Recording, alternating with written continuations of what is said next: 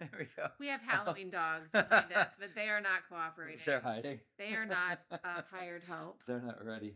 They're not ready for camera just yet.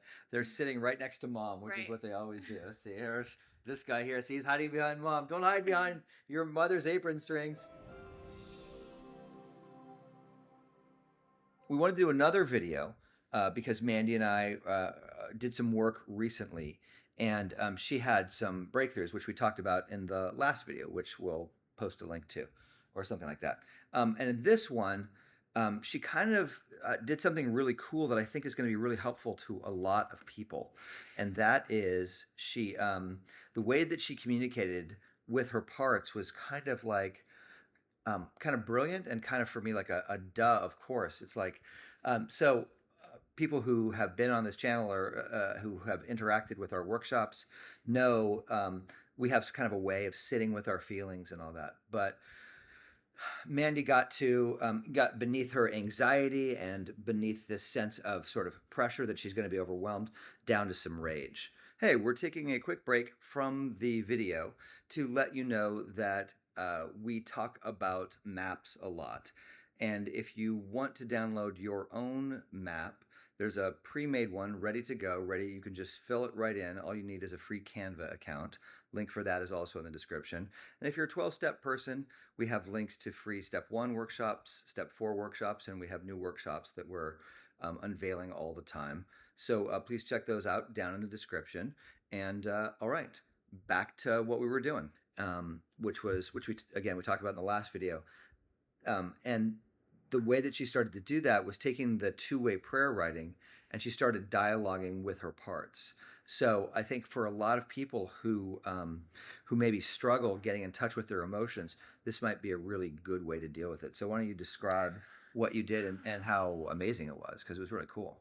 Yeah, so I just started writing to the part. So I was just, I just called her like Angry Mandy, and I was like, "Hi, Angry Mandy, what would you have me know?" And then she started talking to me, and I just wrote it all down, like literally on my computer. I have a fantasy that it would be in a journal and be handwriting, but that's not what do whatever is you need to do in order to actually do it. So for me, it's my laptop.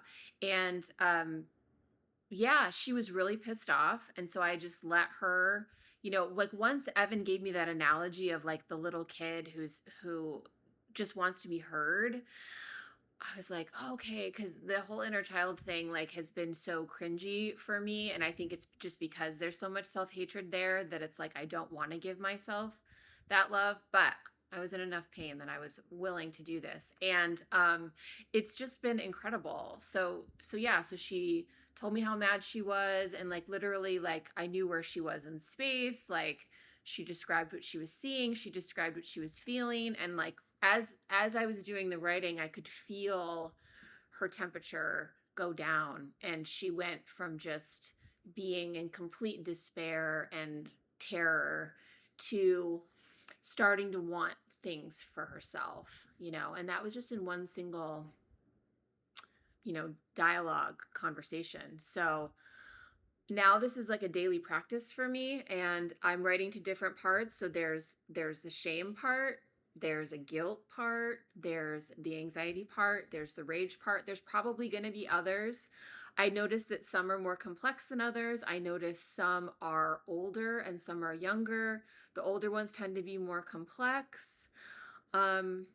So, and not every day is like unicorns and butterflies, but I don't know about you guys, but for me, I love to have like a tangible thing to do. Like just like sitting in prayer and meditation is really hard for me. So like this is something that I can have an action and do, and then feel like I at least touched that, to try and heal beyond this, because it's really painful to be in this cycle. Yeah, and so for those of you who are sort of newer to this or newer to God writing or dialoguing, the basic idea is, you're just being you're being your sort of grown-up self, and you're just kind of touching that child, and then you let the child speak. So you can talk to it and say, how are you feeling? And it might say, I'm really mad. So for some of these parts, because they've been so buried for so long, expect resistance, expect them to be upset and to fight back. It's a little bit like a wild dog coming out of the wilderness. You're trying to help it and feed it and water it, but it's trying to bite you. It's because it's just that upset and it's that angry and it's been that abused. Uh, and then um, the other part is this notion of parts. For those of you who the way that I would say it, and I'm probably gonna do another video on this, but is don't think, or I would encourage you not to think about it as you have a wounded child that has a lot of different facets, because I think a better sort of analogy is you have a bunch of wounded children. Each kind of traumatic event created another Branch. splinter, yeah, a splinter of yourself, and all these parts are kind of at war. When you think of it as just one, it's a lot more difficult to be with, because when you isolate each Yeah, individual maybe that's part, why I was resistant to it too. It felt like just being with that kid who's been through what she's been through was like, oh, I already did it once. I don't want to do it yeah, again. it's too But for daunting. some reason, when I can split it and say, okay, I'm going to talk to the angry part tomorrow, I'll maybe talk to the guilt part. It makes it more manageable. Yeah, and again, it's like there are stages of sort of awareness of what's happening inside of you, starting with what are my thoughts, and then what am I feeling, and then what are the different parts that are feeling these different things, right? And so the more in tune and in touch and sensitive you get to yourself, the more you get this separation. Because then you can, on Mm. one day, you can be with the part that feels victimized and hurt, and then the next day, you can be the one that feels angry and is doing the hurting. And then by being that separate part from all this, the parent, you're sort of giving love to each of these.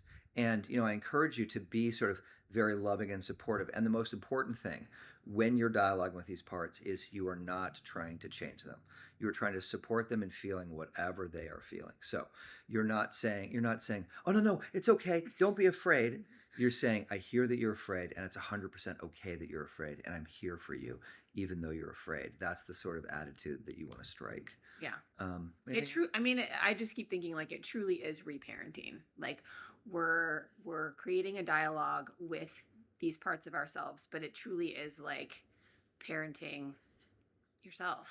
It is, and it's also more than that. It's Mm. also this sort of spiritual experience because you're separating from these parts and you're realizing that they have sort of owned you, and you become more of who you really are, which is this love, soul, spirit underneath all of it. And because the final joke at the end, I don't want to ruin it, no spoilers please, but you're not any of these parts. You're the sort of loving consciousness that holds all these parts together. So anyway, we'll see. We'll see if that really spoils it for you or not. But anyway, thanks for being here and checking this out. And we hope to see you at one of our workshops soon, or Or just even not. Just like if you try this, let us know what your yeah, experience is. totally, yeah, To me, it's like if this is the only work that you do, it's good stuff. right on. Yeah. Bye. Bye. Thank you.